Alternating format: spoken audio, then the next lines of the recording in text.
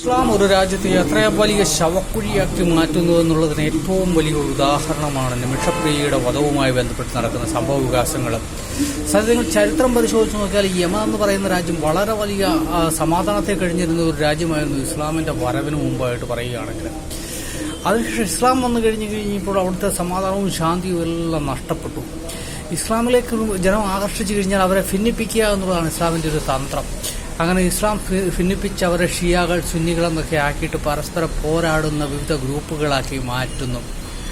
അങ്ങനെ യമനിലെ ജനവിഭാഗങ്ങൾ രണ്ട് തട്ടിലായി, ഒന്ന് ഷിയാകളും ഒന്ന് സുന്നികളും. ഈ സുന്നികളും ഷിയാകളും തമ്മിൽ വളരെ രക്തരൂഷിതമായ യുദ്ധമാണ് നടക്കുന്നത്. ഈ യുദ്ധത്തിനിടയിൽ പെട്ടുപോയ ഒരു പാവപ്പെട്ട ഇയ്യാമ്പാറ്റയാണ് നമ്മുടെ നിമിഷപ്രിയ എന്ന് പറയാനായിട്ട് സാധിക്കും.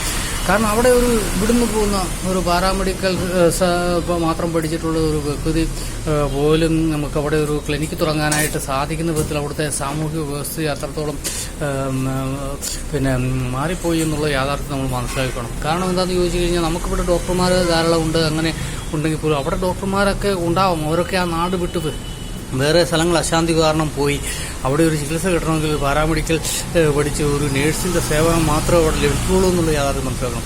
അങ്ങനെയുള്ള സമയത്ത് ധാരാളമായിട്ട് ഈ സാമൂഹിക വിരുദ്ധന്മാരവിടെ കിടന്ന് അഴിഞ്ഞാടും. ഈ അശാന്തി പകരുന്ന ഒരു രാജ്യത്ത് സാമൂഹിക വിരുദ്ധന്മാർക്ക് വളരാനുള്ള വളരെ വളക്കൂറുള്ള ഒരു മണ്ണാണ്. അങ്ങനെ സാമൂഹിക വിരുദ്ധന്മാർ വളർന്നു കഴിയുമ്പോഴത്തേനും അവിടുത്തെ ശാന്തിയും സമാധാനവും എല്ലാം മാറിപ്പോകും.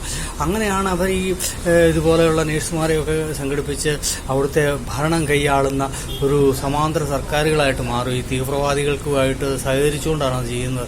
ഹൂതികളുമായിട്ട് സഹകരിച്ചുകൊണ്ടാണ് ചെയ്യുന്നത്. അങ്ങനെ ഈ ഹൂതികളുടെയായിട്ട് സഹകരിക്കുന്നതിന്റെ ഫലമായിട്ട് അവിടെ എന്തക്രമവും എന്തനീതിയും കാണിക്കുക. അവരാണ് അവിടുത്തെ നേതാക്കന്മാർ, അവരാണ് പറയുന്നതാണ് അവിടുത്തെ നീതി.